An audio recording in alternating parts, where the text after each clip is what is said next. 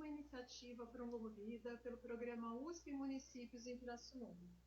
Eu sou Carmen Silvia Fávaro Trindade, em nome do programa USP Municípios, uma iniciativa da Vice-Reitoria da Universidade de São Paulo, que busca, dentre outros objetivos, levar o conhecimento estabelecido na universidade para além dos seus muros.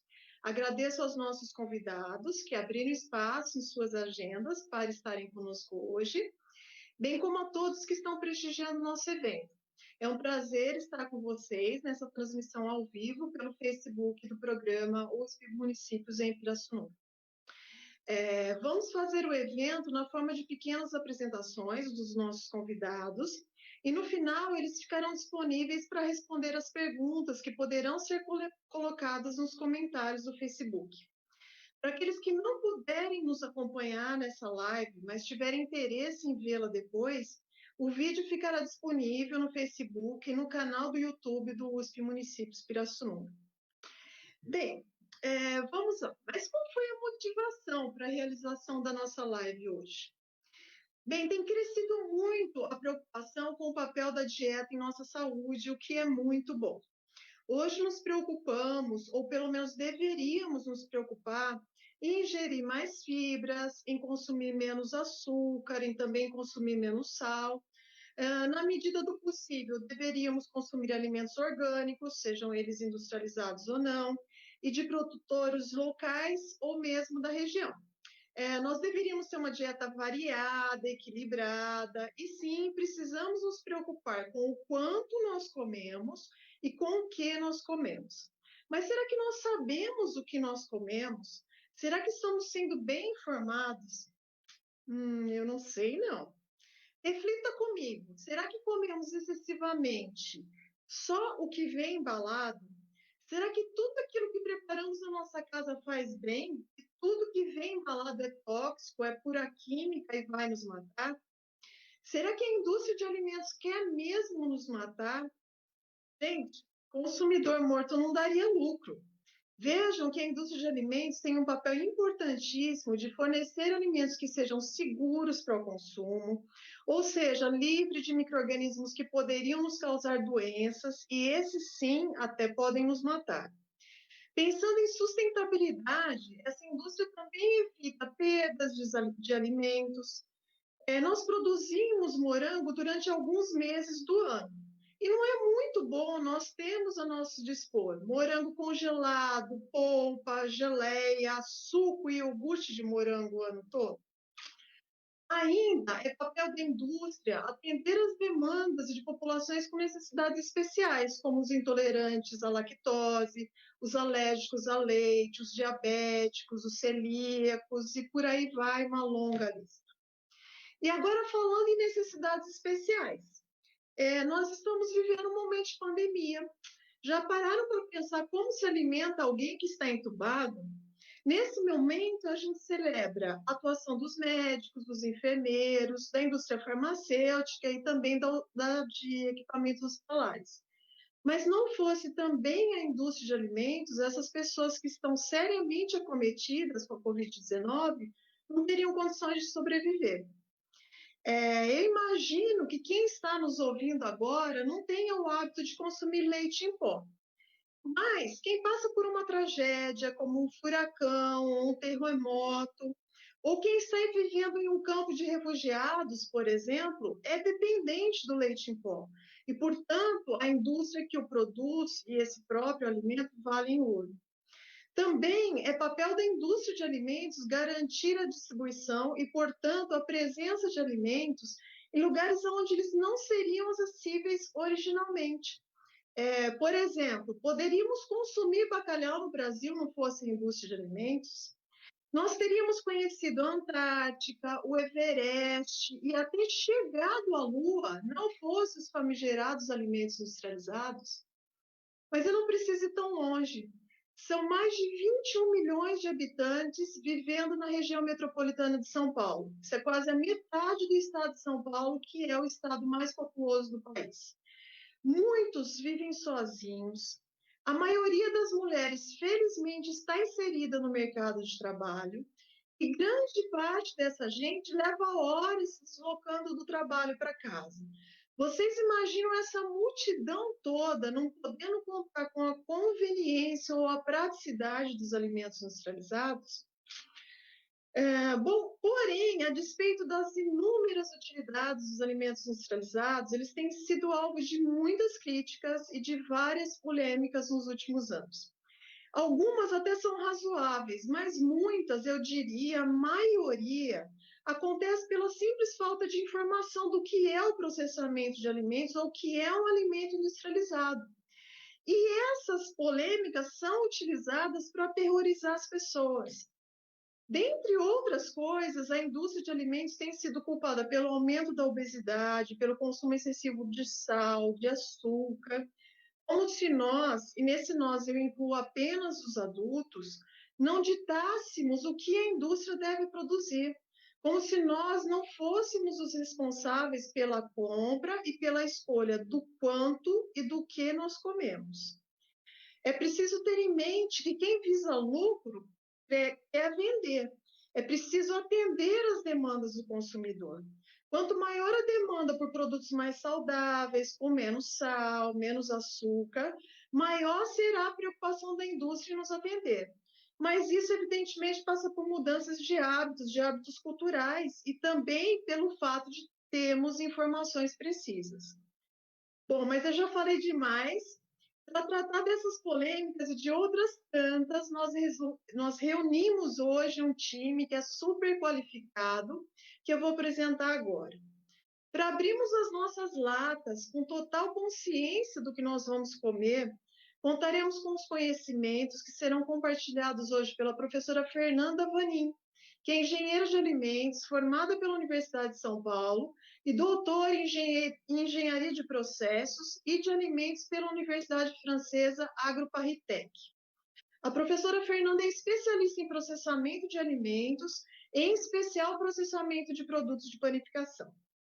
Ainda, para nós abrirmos aquelas embalagens cartonadas, sabe aquelas famosas caixinhas, com melhor compreensão do conteúdo e sabendo, inclusive, se trata-se de um produto ultraprocessado, nós contaremos com os conhecimentos que serão compartilhados hoje pelo professor Rodrigo Petros, que é engenheiro de alimentos formado pela Universidade Federal de Viçosa, é mestre e doutor pela Unicamp e com pós-doutorado na Universidade de Cornell, nos Estados Unidos.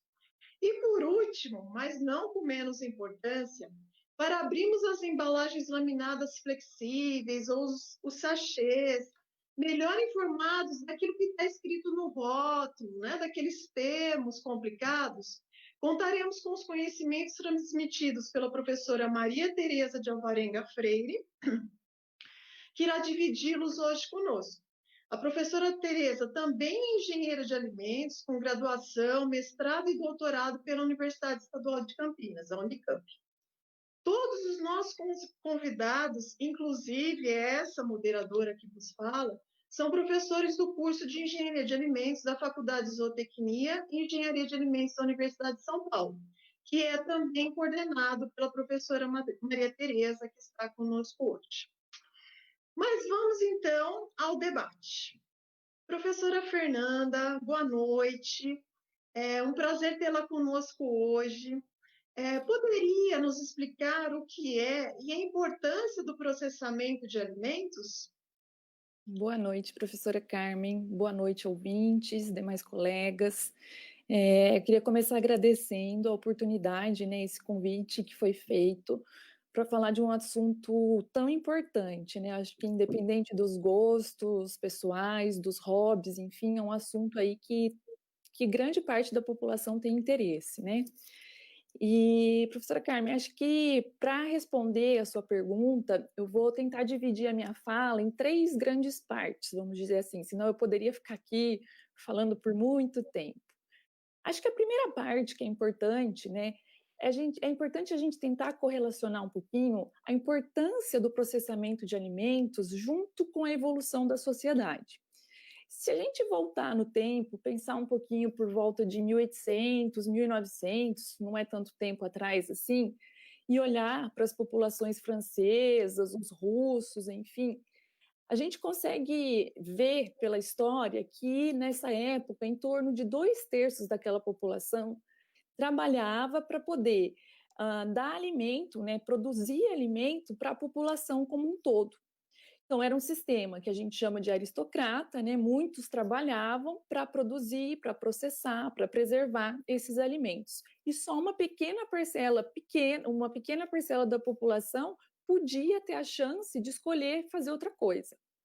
Então, o homem passava a maior parte do tempo no campo e a mulher passava o dia a moer, cortar, cozinhar, enfim, fazer o que fosse necessário para transformar esse produto. Então, vocês imaginam, preparar a manteiga, moer grão, fazer seu queijo, enfim, isso 365 dias por ano, sem você ter uma possibilidade, num dia que não deu muito certo, de ligar no Disque Pizza, ou, chegou uma visita inesperada, porque você não tem WhatsApp, né? A pessoa chegou na sua casa e você tem que preparar alguma coisa. Vocês conseguem imaginar isso? 365 dias por ano, não é um dia ou outro. Todo dia, e você não tem a opção de escolha, né? Enfim, tem relatos, por exemplo, no México, que as pessoas comem muito tortilha, né? Que é uma refeição básica para eles. Que as mulheres passavam 5 horas por dia ajoelhada para poder preparar essa massa. E esse cenário só, vamos dizer assim, só piorava, porque a população aumentava numa taxa importante, então tinham mais pessoas para serem alimentadas. Tem até uma questão, eu acho que é importante a gente lembrar, que é o período da Grande Fome, que ocorreu na Irlanda, em torno de 1845, 49, a data é meio incerta, porque ela se arrastou por um período.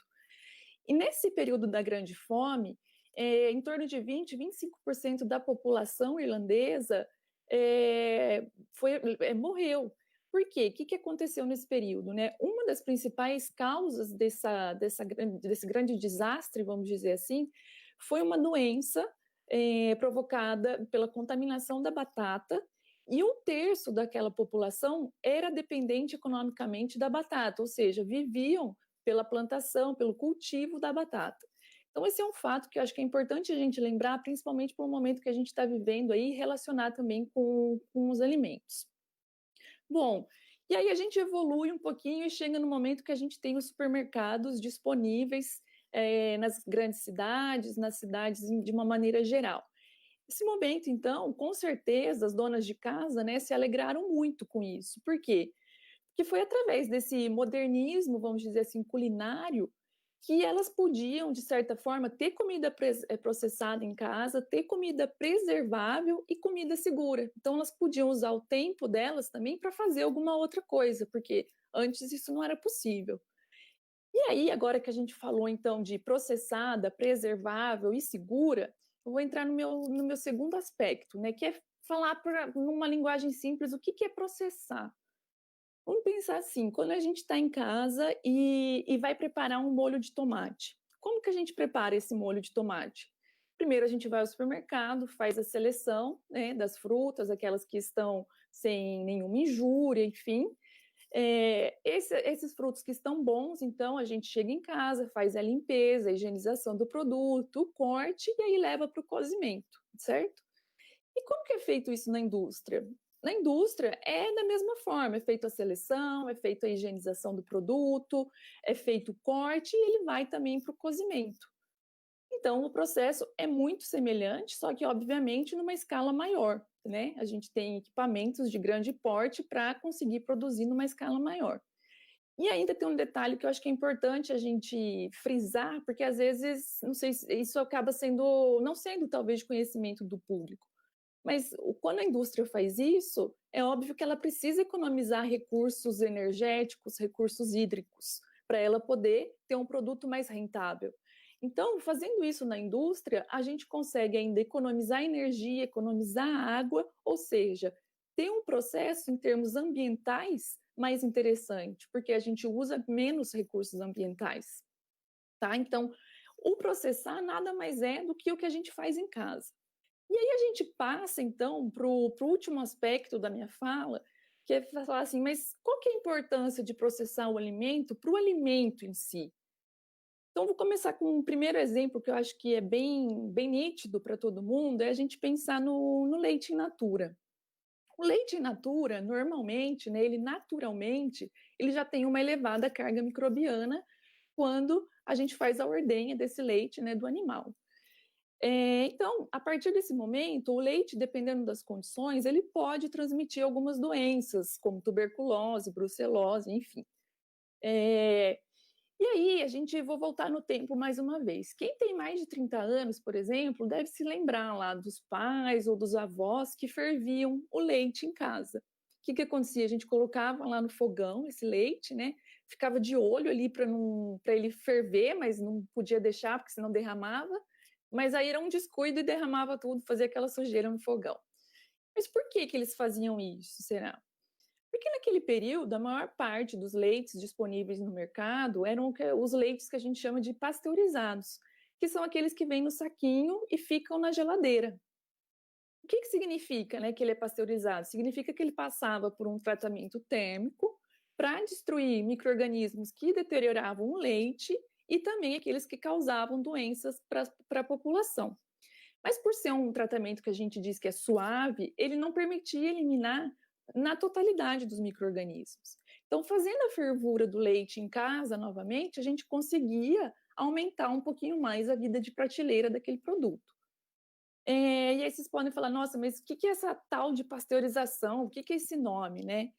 Para explicar também, porque esse nome foi dado só em homenagem a um cientista francês, um químico e físico francês, o Louis Pasteur, que conseguiu identificar que o processo de aquecimento podia eliminar bactérias e micro-organismos. Ele descobriu isso primeiro para o vinho, que era um produto importante na França, né? E depois, então, foram aplicados aí para outros produtos. Então, por isso que leva esse nome.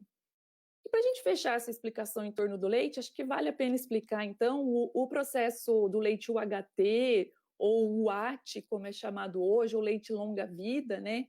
O que é essa sigla, UHT, UAT? Vem de Ultra High Temperature em inglês, que é uma temperatura muito alta, né? E aí, quando o leite passa por esse aquecimento, que agora é mais alto, mais severo, ele consegue eliminar uma maior quantidade de micro-organismos naquele produto e ainda, adicionado do uso daquela embalagem de caixinha, vamos dizer assim, ele consegue permitir uma segurança maior àquele produto e a não recontaminação do produto devido ao uso dessa embalagem, tá? E para finalizar, eu acho que é importante a gente falar também que a engenharia de alimentos, a indústria de alimentos, tem processos que assim, além da gente transformar o produto, a gente consegue produzir produtos com aspectos nutricionais melhorados. Como assim, né?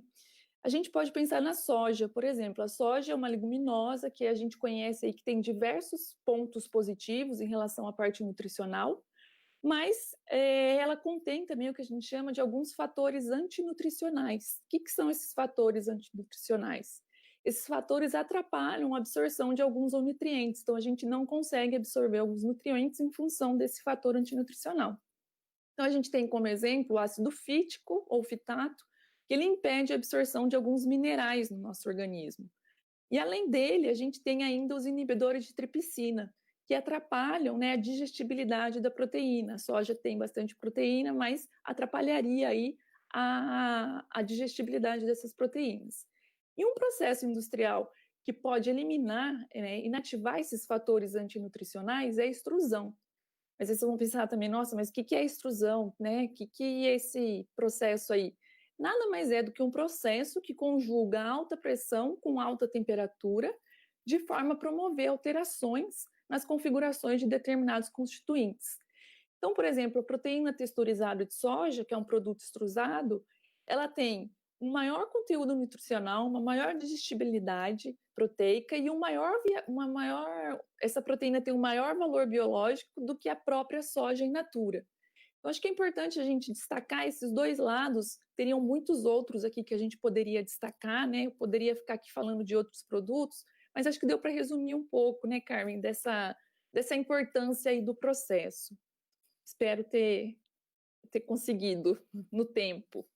Obrigada, Fernanda. Suas colocações foram muito boas. Então, eu diria que o que causa o processamento de alimentos, né, que causa tanto estranhamento nas pessoas, nada mais é do que um conjunto de operações que muitos de nós fazemos em nossa casa, como lavar, picar, cozinhar, assar, enfim, aquelas ações que tornam os alimentos comestíveis e muitas vezes mais gostosos, só que a indústria faz tudo isso em uma escala muito maior. Professor Rodrigo, o homem do canal Alimentos na Mira, obrigada por estar conosco hoje. Professor, nos diga, seria verdade que o processamento em escala industrial destrói todos os nutrientes dos alimentos? O som, Rodrigo, seu microfone está... Boa noite a todos. Agora sim, gostaria de saudar e agradecer a todos que nos acompanham. Gostaria de parabenizar a cidade de Pirassununga, que completa hoje, se a minha calculadora não está com defeito, 197 anos. Parabéns aos pirassununguenses, parabéns à cidade de Pirassununga, e Pirassununga. Bom, antes de responder a sua indagação, professora Carmen, eu gostaria de comentar que muita atenção, de forma correta, se dá à qualidade nutricional e às propriedades funcionais dos alimentos, o que está absolutamente correto. Mas, muitas vezes, nós nos esquecemos que os alimentos também têm a função de nos trazer alegria, satisfação, prazer. Por exemplo, quando essa pandemia passar, você vai assistir um filme no cinema, e não tem nada que combina melhor com o cinema do que uma pipoquinha, não é isso? Uma pipoquinha. E aí a atendente pergunta o que você vai pedir de acompanhamento. Aí imagine, você vai dizer o seguinte: eu gostaria de um suco de couve com laranja, adoçado com mel e 2 gotas de extrato de própolis. Bom, realmente é uma combinação altamente nutritiva e funcional, mas, cá entre nós, você vai pedir um guaraná bem geladinho, que é a coisa mais gostosa que tem. E fazer isso ocasionalmente, uma vez por mês, particularmente eu não vejo nenhum problema, tá? Agora sim, professora Carmen, objetivamente, afirmar que o processamento destrói os nutrientes dos alimentos e os seus fatores funcionais, que atuam inclusive na prevenção de algumas doenças, não corresponde à realidade. É fato, né, conhecido na ciência e tecnologia de alimentos que os processamentos provocam alguns danos colaterais aos alimentos, como, por exemplo, alguma redução no teor de nutrientes, mas, de forma alguma, poderíamos afirmar que o processamento destrói todos os alimentos, todos os nutrientes do alimento. Eu já ouvi dizer, por exemplo, que o leite longa-vida não passa de uma água esbranquiçada, sem nenhum nutriente. Isso não é verdade. Vou dar um exemplo, a vitamina A. O teor de vitamina A no leite in natura ou no leite cru, no leite pasteurizado, que é aquecido a 72 graus Celsius por 15 segundos, e no leite UHT, processado a 140, 145 graus por 3, 4 segundos, é praticamente o mesmo. Algumas vitaminas, como a vitamina B1, elas sofrem uma perda um pouco maior, mas que não ultrapassa 4%. Tá? Aproveitando um pouco o exemplo da professora Fernanda, da fervura do leite, por exemplo, ferver leite em casa causa mais prejuízos à qualidade sensorial do alimento do que o processamento que é aplicado na indústria. Além disso, a indústria de alimentos, ela busca a harmonização desses 3 fatores que eu citei, que são os nutrientes, os fatores nutricionais e a questão relacionada à indulgência, o prazer que esse alimento traz ao consumidor. Então, muitos alimentos processados industrialmente são fortificados, ou seja, eles são adicionados, tá, de nutrientes e podem até ter o seu valor restaurado. A restauração, ela ocorre quando a indústria prevê que o processamento empregado pode ter um impacto maior na qualidade sensorial do alimento e esses nutrientes são repostos.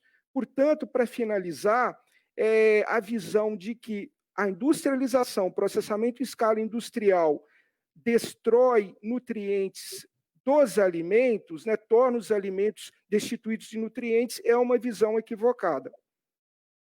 Obrigado, Carmen. Obrigada, Rodrigo. Então, a gente poderia dizer que a indústria promove alterações sensoriais dos alimentos, ela torna o alimento comestível, mas otimiza o processo, né, para que ele promova o mínimo possível de perdas, né? Professor Rodrigo, com você ainda. Tem uma colocação que eu gosto muito, que é do Dr. Robert Shelfeld. O Dr. Shelfeld é professor na Universidade da Georgia, nos Estados Unidos. Ele também é membro do Conselho Americano de Ciência e Saúde. E a colocação dele é a seguinte: nem toda besteira que comemos é alimento industrializado, assim como nem todo alimento industrializado é besteira. Eu adoro essa colocação. Quem nunca fez com todo o carinho do mundo aquela pipoca em casa, né? O brigadeiro, o doce de leite, né? Quem?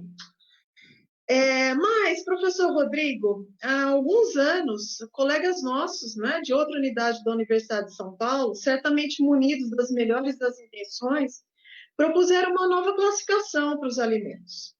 Essa nova classificação foi publicada em um guia que supostamente deveria orientar a população brasileira no consumo de alimentos. Dentre as preposições, né, que presentes nesse guia, me chama muita atenção a utilização do termo ultraprocessado, que se tornou, inclusive, moda. Né? Esse termo ele tem sido empregado para designar aqueles alimentos que teriam mais que 5 ingredientes. Poderia nos explicar, professor Rodrigo, como se faz essa classificação e como o termo ultraprocessado se aplica nessa classificação? Bom, o primeiro aspecto que eu gostaria de salientar, antes de mergulhar nessa classificação que você se referiu, Carmen, é que essa proposta, ela emergiu, ela surgiu na grande área da saúde. Ou seja, é uma proposta apresentada por médicos e nutricionistas, tá? E que foi encampada pelo Ministério da Saúde, tá? Sendo transformada, materializada no Guia Alimentar para a População Brasileira. Tá? Outro aspecto que eu queria salientar é que não há, de nossa parte, nenhuma tentativa de desconstrução ou de desqualificação do guia alimentar. Mas existem, de fato, no meu ponto de vista, algumas inconsistências relativamente a esta classificação que é apresentada no capítulo 2, que consta do capítulo 2 do Guia Alimentar, ok? Então, segundo essa classificação, os alimentos, eles são classificados em alimentos in natura, tá? Ou não processados, e minimamente processados, compondo o grupo 1, os ingredientes culinários industrializados, tá? Compondo o grupo 2, os alimentos processados no grupo 3 e, finalmente, os alimentos ultraprocessados, né, que têm provocado muita discussão e algumas controvérsias no meio científico. Tá? Eu gostaria de destacar também que essa categoria de alimentos ultraprocessados, ela não é reconhecida, ela não é endossada pela ciência e tecnologia de alimentos, ok? Como eu fiz a menção a inconsistências, eu gostaria de apontar algumas delas. Por exemplo, no capítulo 2 do Guia Alimentar, leite pasteurizado, leite longa-vida e até leite em pó são apresentados como alimentos minimamente processados, tá? Na ciência e na tecnologia de alimentos, na engenharia de alimentos, os alimentos minimamente processados são aqueles constituídos majoritariamente por produtos hortifrutícolas de origem vegetal que são submetidos essencialmente, não exclusivamente, mas essencialmente a transformações físicas, como seleção, classificação, higienização, corte, fatiamento. Tá? Então, na minha análise, leite pasteurizado, leite em pó e leite longa-vida estão agrupados de forma incorreta nesse grupo número 1. Um outro ponto que eu gostaria de... uma outra inconsistência que eu gostaria de salientar é o seguinte: o guia alimentar, ele apresenta como alimentos processados aqueles alimentos que são adicionados de sal ou açúcar. Mas isso não é uma inteira verdade, porque existem vários alimentos processados que são destituídos de sal e de açúcar, não são adicionados de sal e açúcar, como, por exemplo, um suco de fruta integral, né, que tem a sua composição original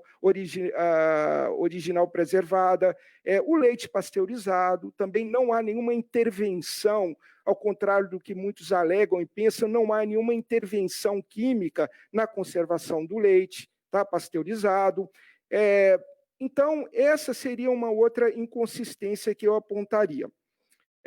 Uma outra inconsistência é associar os alimentos ultraprocessados, tá, a número de ingredientes que ele contém, o que, na minha análise também, não corresponde à realidade. Porque, por exemplo, eu posso ter um suco misto de frutas, com uma variedade significativa de matérias-primas, frutas e hortaliças, e que não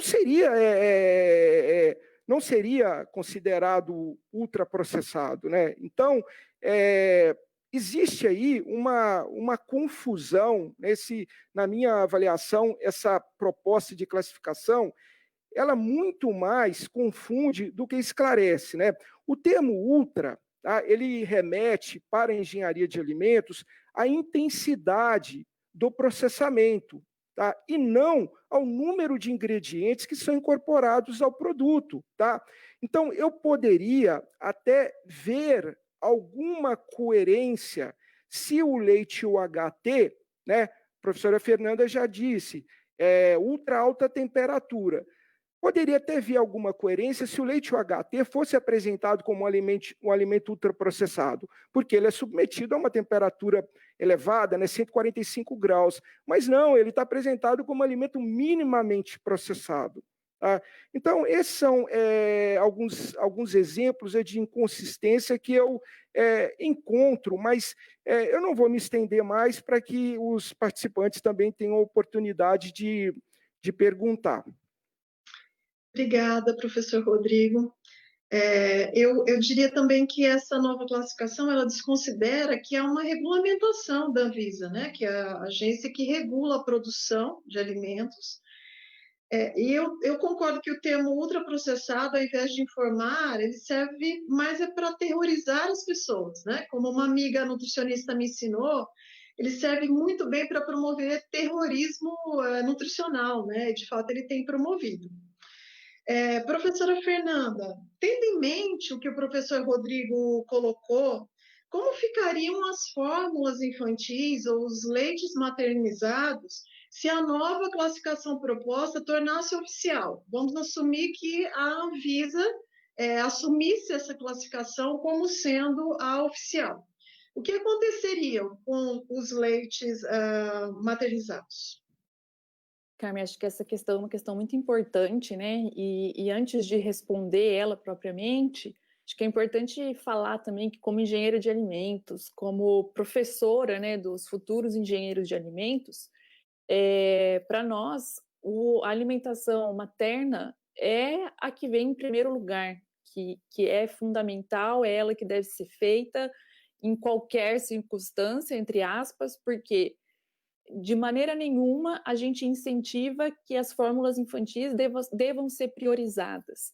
Elas só devem ser colocadas, né, à disposição a partir do momento que aquela mãe não possa amamentar, ou que a mãe tenha que voltar ao trabalho, ou que o bebê não tenha mãe, enfim, há diversos casos aí que o bebê não pode ter acesso à alimentação materna exclusivamente. Então, deixar isso claro num primeiro momento, porque também há essa questão aí por trás em alguns momentos. E respondendo a sua pergunta, eu acho que esse é um ponto muito importante, porque se essa nova classificação ela entra como legislação, como norma vigente, esse tipo de produto, então, passaria a ser considerado um ultraprocessado, porque se a gente olhar nas constituintes das fórmulas infantis, eles têm diversos ingredientes, né? E esses diversos ingredientes foram colocados lá após diversas pesquisas, né? A gente, se for procurar aqui, tem pesquisas aqui de diversas universidades, Irlanda, França, enfim, que fizeram muita pesquisa para tentar aproximar ao máximo esse produto do leite materno. Porque o leite de vaca, vamos dizer assim, do modo que ele faz mal para um bebê. Então, essas formulações foram desenvolvidas tentando aproximar ao máximo. E se isso virar um produto ultraprocessado e a população achar que isso faz mal, vai ser um retrocesso muito grande, porque foram esses produtos que permitiram aí a gente diminuir mortalidade infantil, enfim, outros problemas aí. E acho que só as mães que não conseguiram amamentar sabem também o quanto é difícil, e ter esse produto à disposição é uma salvação, vamos dizer assim. Obrigada, Fernanda. Professora Maria Tereza, boa noite. Obrigado por ter aceito o nosso convite. É uma honra ter nossa coordenadora conosco nessa noite. Dentre as inúmeras polêmicas envolvendo os alimentos processados, eu diria que a presença ou a incorporação de aditivos químicos é uma das maiores. Com frequência, quem trabalha com alimentos ouve: isso é pura química, isso é tóxico, isso é artificial. Se o alimento se conserva por meses e até anos a temperatura ambiente, é porque só tem química. Esses aditivos têm nomes muito, muito estranhos, eles fazem mal, isso mata. Poderíamos dizer, de maneira geral, qual a utilidade dos aditivos e se eles teriam esse poder todo de nos matar mesmo? Bem, boa noite. Agradeço muito a oportunidade de poder estar aqui nessa conversa com as pessoas, né, para trazer esses esclarecimentos tão importantes, né, em relação à indústria de alimentos. De fato, né, existe muito temor em relação a essa palavra aditivos, né, como se uma conotação muito negativa, como se de fato essas substâncias estivessem presentes nos alimentos para nos fazer mal. Então, o que eu acho bacana, né, a gente começar, antes de falar propriamente por que eles são utilizados, né, e o que são. Se a gente parar para pensar, né, a gente vai ver que essas substâncias que são incorporadas aos alimentos, que elas têm uma finalidade para isso, elas são substâncias químicas como os próprios componentes dos alimentos. Então, os alimentos, eles são constituídos de substâncias químicas. Então, os carboidratos, as proteínas, as fibras, os lipídios, as vitaminas, os sais minerais, todos esses componentes são substâncias químicas. E os aditivos também. Mas por quê? Por que eles são adicionados aos alimentos? Os aditivos alimentares, eles são adicionados quando necessário. Eu acho que esse é o primeiro ponto que a gente deve esclarecer. Eles não são adicionados sem uma razão, né? Eles têm uma finalidade tecnológica para serem adicionados. Eles contribuem, os aditivos alimentares, em muitas situações, para estender a vida útil de um produto, por exemplo. Vou citar daqui a pouquinho alguns exemplos, né? Assim como eles também podem ser utilizados para modificar características físicas, químicas, atribuir alguns atributos sensoriais aos alimentos. Então, eles têm uma finalidade. E outro ponto que eu acho que é muito importante a gente considerar é que eles são adicionados em quantidades muito pequenas. Por quê? Porque eles têm uma finalidade. A finalidade é tecnológica. Então, o objetivo é adicionar esses aditivos nas quantidades suficientes para que exerçam o efeito proposto. Eles têm que ter um propósito. Então, esse é um ponto importante que a gente precisa estar colocando aqui. Então, para esclarecer um pouco melhor, vamos falar de alguns exemplos. Então, eu vou começar aqui com alguns termos que eu acho que são mais conhecidos, né, pelas pessoas. Então, um temor, né, que vai matar, né, que vai nos fazer mal, né, que vai nos trazer prejuízo. Conservadores. Então, a maior parte das pessoas escuta falar, aquele produto é cheio de conservante, né?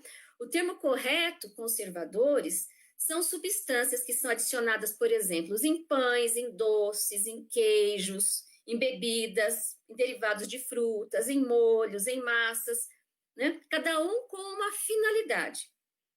Bom, conservadores podem ser utilizados para inibir crescimento microbiano. Por quê? Por mais que utilizemos processos, como a professora Fernanda falou, o professor Rodrigo também falou, em algum momento os produtos vão estragar.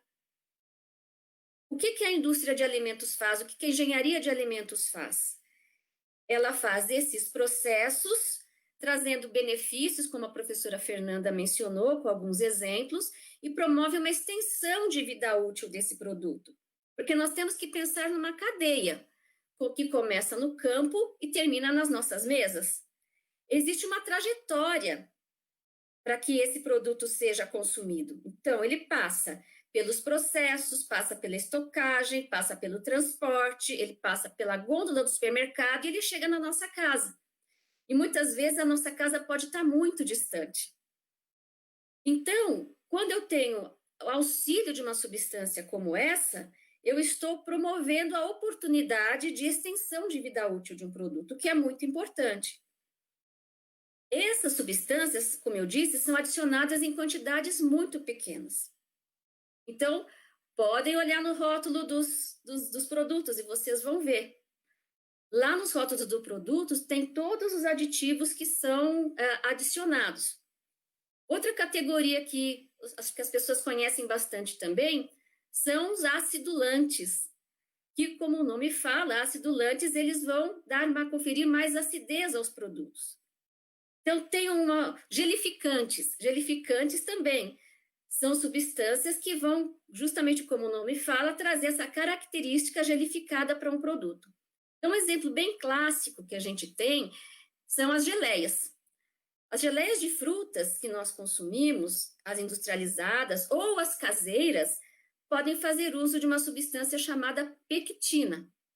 E para ter sua atuação mais eficaz, ela é associada com ácido, que pode ser, por exemplo, um ácido cítrico, que é uma substância também presente em muitos alimentos. Então, tanto a pectina como o ácido cítrico, que pode ser empregado na confecção de uma geleia, são substâncias químicas, que também se encontram em produtos, né, que se encontram em alimentos, naturalmente presentes nos alimentos. Uma outra categoria interessante que as pessoas comentam bastante, antioxidante. Esse, então, né, parece um nome terrível, né? Antioxidante. O que é um antioxidante? É uma substância que vai estar impedindo ou retardando os processos de oxidação, que podem gerar produtos que têm sabor estranho, por exemplo. Então, isso reduz a vida útil de um produto, né?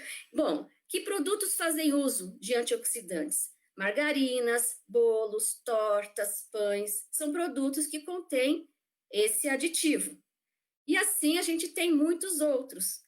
Para finalizar essa parte de exemplos, gostaria de falar também dos corantes, porque são aditivos também muito conhecidos pelos consumidores. Os corantes são utilizados muitas vezes para tornar a aparência de um produto mais atrativa. Não tem função de nutrir. Nenhum aditivo que eu mencionei aqui tem função de nutrir. A finalidade da sua adição é sempre tecnológica. Porém, alguns corantes, como antocianinas, as beta-lainas, que dá aquela cor vermelha na beterraba, os carotenoides, que aparecem, por exemplo, na cenoura, na laranja, aparecem muitos outros produtos, têm propriedades funcionais também, são adicionados com a finalidade de promover cor, mas também têm propriedades funcionais. Então, não trazem, assim, vamos dizer, uma ideia muito diferente daquela que é veiculada, de que vai te fazer mal, de que vai te matar, que vai trazer prejuízo à sua saúde. Então, esses são alguns exemplos de aditivos. Há outras classes que poderíamos falar aqui, acredito que essas, né, são as mais conhecidas, e precisamos desmistificar essa ideia de que esses aditivos nos fazem mal. E tem mais uma razão para a gente pensar. A professora Carmen, uns minutos atrás, falou sobre a Anvisa. Então, o uso desses aditivos, todos são regulamentados. Eles só podem ser adicionados se forem permitidos pela Agência Nacional de Vigilância Sanitária, que é quem controla o uso dos aditivos alimentares. Então, como que funciona esse sistema legal? Se a gente entrar na página da Anvisa, qualquer pessoa tem acesso. Você pode encontrar lá esses aditivos. Então, na legislação, vem especificado os aditivos que podem ser empregados e as suas restrições, se houver. Não são todos os aditivos que apresentam restrições de uso. Então, a lista ela é positiva. Se você está procurando um aditivo e você não encontra na lista, significa que ele é proibido. Então, o que é permitido está na lista. Se não está na lista, é porque não é permitido. E como que a Anvisa, e no que ela se ampara para poder permitir ou não o uso de algum aditivo no alimento? Bom, ela se ampara em órgãos nacionais e internacionais que fazem estudos a respeito dessas substâncias. Então, todas essas substâncias são conhecidas, elas passam por avaliações toxicológicas, né? Então, se determina se ela promove, se essas substâncias promovem algum efeito adverso à nossa saúde, e elas só são liberadas para uso desde que haja segurança. Então, esses estudos que são realizados a respeito desses efeitos adversos determinam uma conhecida chamada ingestão diária aceitável, que é a quantidade de uma substância química que podemos consumir ao longo de nossa vida sem que haja efeitos adversos à nossa saúde. Então, para essa determinação, são feitos estudos. E essa quantidade máxima que não provoca efeito à saúde, ela é ainda dividida por um fator de 100. Por que isso é feito? Para que a gente tenha segurança. Então, as quantidades que são permitidas para usar desses aditivos nos alimentos, elas são determinadas dessa forma. Só são aprovadas com suporte da ciência. Então, resumindo, para a gente finalizar um pouquinho e depois a gente discutir um pouquinho mais, né, quando vierem as perguntas, os aditivos são substâncias seguras, cujo objetivo é trazer qualidade para os alimentos e não trazer prejuízo. Sempre trazer qualidade. São utilizadas em quantidades pequenas, muito pequenas, com o respaldo da legislação. Portanto, não há por que temer o uso de aditivos alimentares em alimentos. Obrigada, professora Tereza, pelas colocações. Eu gostaria de fazer uma provocação nesse momento, né, com uma imagem que eu vou apresentar aqui.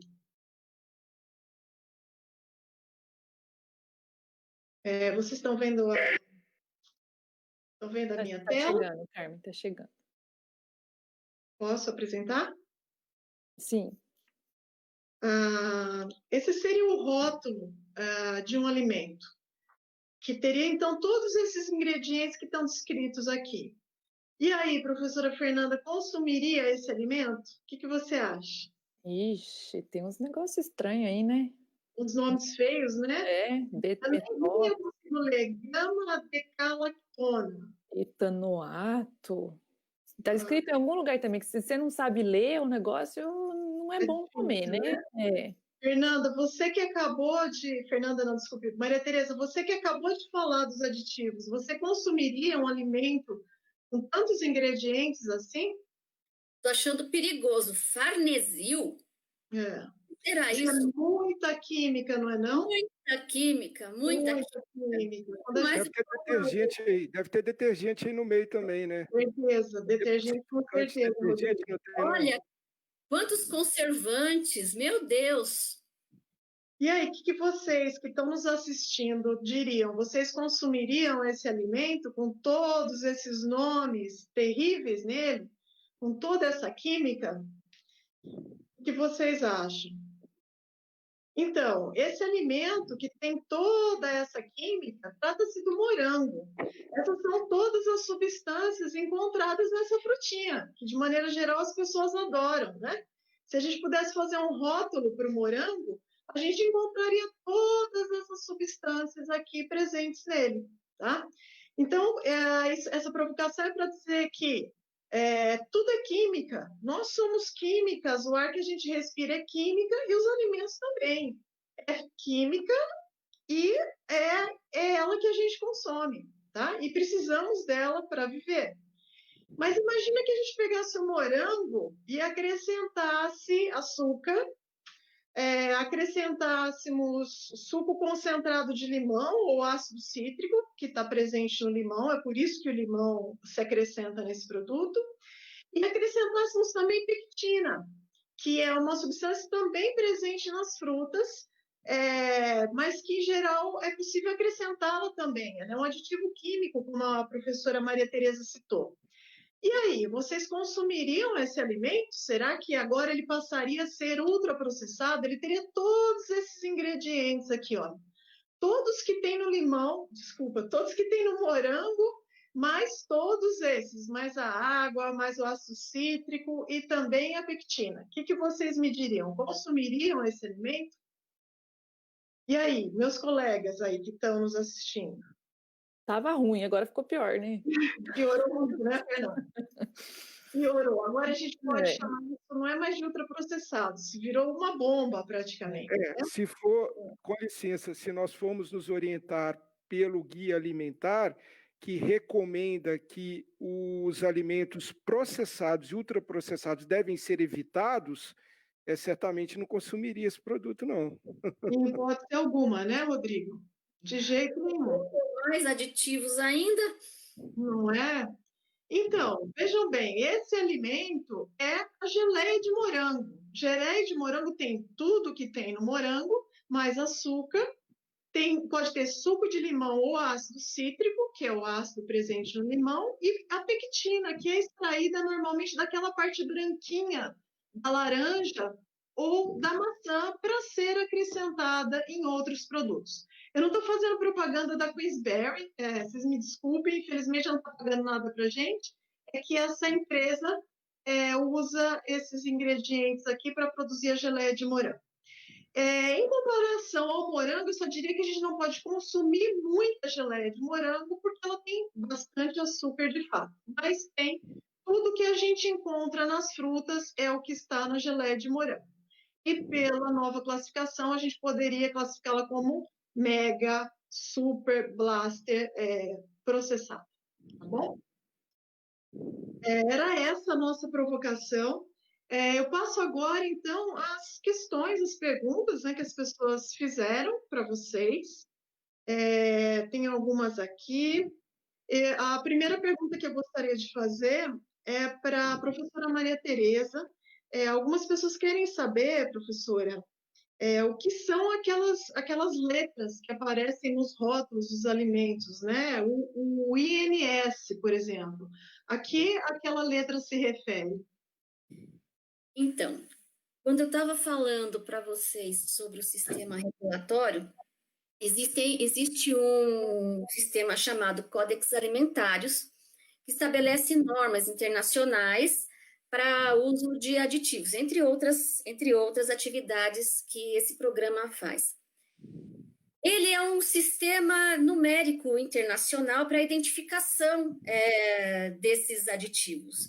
Então, se eu tenho um código INS número 232, ele é utilizado para todos os países, né, com a identificação daquele aditivo. Então, ele é um código de identificação internacional que é utilizado por muitos países. Obrigada, Tereza. E a outra pessoa quer saber, ou a mesma pessoa, se eles fariam mal à saúde, né? Que você já acabou respondendo na sua fala, né? Ainda uma pessoa quer saber como a universidade pode ajudar as indústrias a desmistificar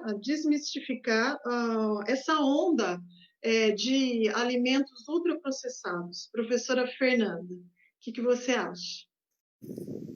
Bom, Carmen, eu acho que através das pesquisas, né, que são feitas na universidade, a gente já consegue demonstrar aí que muitas dessas coisas que é falado aí é mito, né? A gente tem aqui diversos exemplos.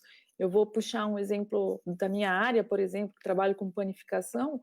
A gente vê que dependendo do processo que a gente usa, dependendo do ingrediente que a gente usa, a gente consegue dar dependendo tanto do processo, temperatura, tempo, uso de vapor no forno ou não, aumentar a digestibilidade de proteína, por exemplo, diminuir fator antinutricional.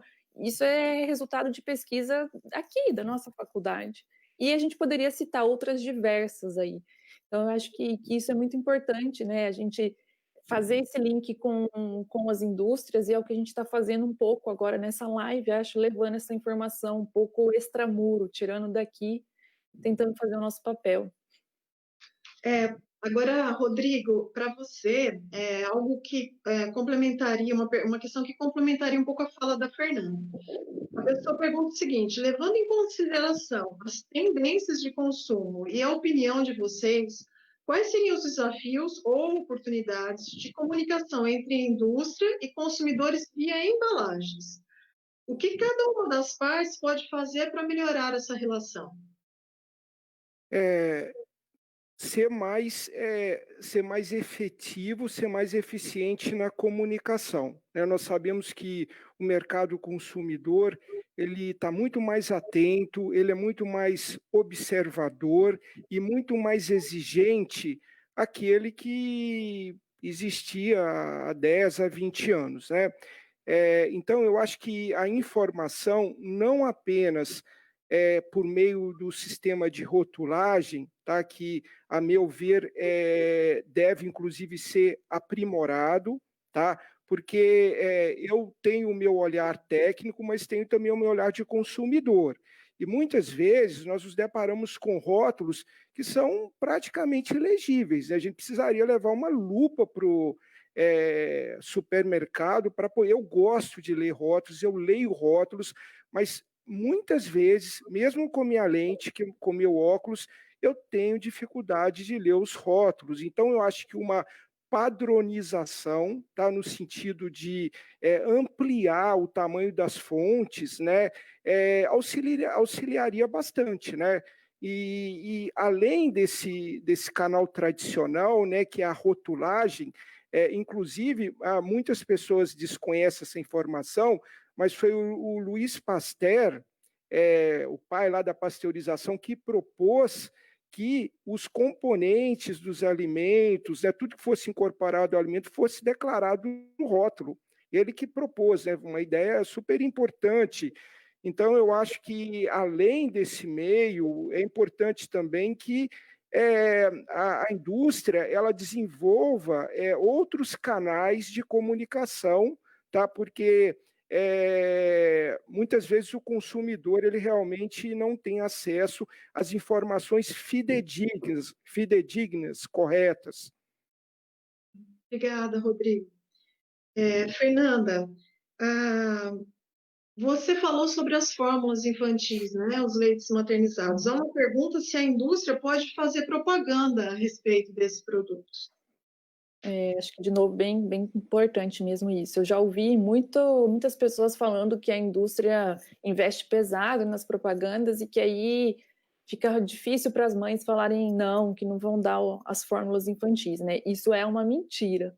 A indústria não pode, ela é proibida de fazer propaganda das fórmulas infantis. Ela pode fazer essa propaganda junto aos médicos, aos pediatras, que aí sim estes vão saber indicar se é necessário ou não o uso dessas fórmulas, devido aí a diversas situações que a gente pode ter nos bebês, nas mães, e até problemas alérgicos, por exemplo, né, alergia à proteína do leite, ou, enfim, outros problemas aí que o bebê possa ter. Nesse caso, ela faz a propaganda junto aos médicos, mas não propaganda em televisão para as mães, enfim. Obrigada, Fernanda. Rodrigo, a pessoa diz, eu já ouvi sobre alimentos indulgentes. O que seria isso? Esses alimentos indulgentes são aqueles que têm a função primordial de trazer prazer, né, alegria, satisfação. E como eu comentei, o objetivo, ao contrário do que muitas correntes de opinião alegam, a ideia, né, o objetivo da indústria de alimentos é combinar ou tornar o alimento não só uma fonte de nutrientes e de agentes, fatores funcionais, mas também que trazem prazer, né? Então, aquele milkshake duplo de doce de leite que você toma depois de sair do cinema e ter se empanturrado de pipoca com guaraná, isso aí Agora, eu acho oportuno também esclarecer que, na minha visão, nem todos os produtos que nós consumimos, a rigor, poderiam ser chamados de alimentos, né? Por exemplo, um refrigerante, né? Um refrigerante, eu desconheço outra função do refrigerante, a não ser de proporcionar prazer, satisfação, né? Você toma um refrigerante geladinho lá, é uma delícia, né? Mas esse é um aspecto também muito importante. Na alimentação também, os alimentos têm essa função que é chamado aí de indulgência. Obrigada, Rodrigo. Eles têm a função de nos fazer feliz também, né? Pelo menos nesse Exatamente. ponto a gente precisa ser feliz, né? E eu faria um complemento, se você me permite, né? Nós podemos dizer que esse grupo de alimentos não tem um impacto direto, né, favorável à saúde. Mas se a gente pensar que as pessoas mais felizes, mais alegres, vivem mais e melhor, e se esses alimentos nos trazem alegria, o seu consumo parcimonioso, não estou falando, pessoal, que é para poder empanturrar de pipoca, guaraná e milkshake duplo de doce de leite todo dia, mas ocasionalmente, de forma moderada, faz bem para a vida. Sim, sim, concordo. Com equilíbrio, né? Muito equilíbrio. Equilíbrio é a chave da saúde. Exatamente. Professora Fernanda, a gente recebeu uma pergunta que diz assim: para mim, nunca fez sentido carnes serem consideradas produtos in natura. Considerando os processos envolvidos para a conservação, desde o abate até o mercado, todos os recursos envolvidos, recursos ambientais envolvidos, como pode ser considerado in natura? Pois é, né? Outro tema meio polêmico aí em relação ao guia, né? Se a gente considerar todo o processo mesmo que ela passa, do momento do abate até ela chegar na mesa do consumidor, no caso mais simples, ao menos ela vai ser refrigerada. Então, alguma tecnologia já foi colocada aí, algum processo para conservar esse produto já foi utilizado. E a gente pode ter outros exemplos aí de uso de embalagens a vácuo, por exemplo, e por aí vai, né? Então, de novo, a meu ver também, é um produto que já foi processado, já foi industrializado. Então, de novo, acho que fica essa classificação mais confunde do que auxilia. Tem uma sugestão, né, não é bem uma pergunta, é uma sugestão, que as indústrias deveriam explorar o QR Code, desculpa, para um canal para levar informações adicionais aos consumidores, por exemplo, para ter o histórico do alimento, né, no rótulo dos alimentos. Tem outras perguntas mais ou menos parecidas aqui, mas a gente precisa encerrar, né? Nós já temos mais de 1 hora de live. E a gente precisa deixar um gostinho, né, aditivado, de ultraprocessado, de quero mais, né, para uma próxima. Então, antes de me despedir, eu gostaria de agradecer ao montão de gente que tornou esse dia possível, né? Em primeiro lugar, ao professor Antônio Carlos Hernandes, que é o nosso vice-reitor, pela criação e por ter trazido o projeto USP Municípios para Pirassununga.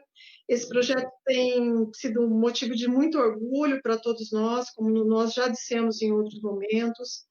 Agradeço também a Janina Onuki, que está nos assistindo, já vi que ela está nos assistindo. A Janina é a coordenadora, ela compartilha com o professor Hernandes a coordenação geral do projeto USP Municípios, né? E ela não é avessa às redes sociais como ele, então ela está aqui prestigiando o nosso evento.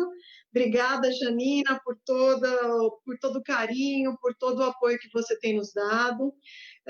Agradeço também a diretoria da FZEA, aos professores Beth e Caju, que sempre nos apoiam, a prefeitura do campus, né, o professor Arlindo e o Adriano, nossa, super obrigada, vocês têm nos ajudado muito, muito, esse programa deve muito a vocês. A Silvia Matias, que é funcionária da prefeitura do nosso campus, né, do campus USP Fernando Costa, que tanto nos ajuda sempre. Também aos inúmeros voluntários, professores da FZEA, da FMPZ, que têm nos ajudado na organização, na coordenação dos eventos, como a nossa feira, né? A nossa USP Alimentos, que promete muito, assim que esse vírus maledito nos deixar, né? E o nosso obrigada também aos professores que têm oferecido os cursos, né, para a nossa comunidade, no período noturno, e sem ganhar absolutamente nada para isso, além de vivenciar uma experiência incrível, né? Enfim, aos inúmeros voluntários, professores, funcionários, alunos de graduação e de pós-graduação que têm colaborado com a gente voluntariamente, né, por essa causa. Muito, muito obrigada. O grupo de bolsista que está conosco agora no programa USP Municípios, que tem se dedicado tanto, né, com tanto carinho a essa empreitada, fazendo esses materiais de comunicação tão coloridos, fofinhos, né, que nos incentivam, que ficam, vamos fazer live, professora, vamos fazer live, não é, Bruno, cara? Estamos fazendo hoje. Esses bolsistas, eles estão nos deixando agora, né? Eles vão alçar voos mais altos, alguns vão se formar, alguns já conseguiram emprego, estágios, então parabéns pelo trabalho de todos vocês, tem sido uma honra, muito legal trabalhar com todos vocês, tem sido uma troca muito boa, né? Nós temos aprendido muito com vocês, e vocês com certeza conosco também, então nosso muito obrigada. E, por último, mas não menos importante, obrigada às meninas do GT USP Municípios em Pirassununga, né? As professoras Fernanda, a Fabiana, a Ana Maria e a Vivian. É um prazer imenso trabalhar com vocês, né? Uma felicidade compartilhar com vocês esse projeto. E é isso, boa noite a todos, obrigada, né, por terem nos assistido. Como eu disse, esse vídeo fica no canal do USP Municípios, né? E até a próxima. Espero que tenhamos muitas. Um abraço a todos. Boa noite, um abraço. Boa noite a todos. Boa noite. Boa noite.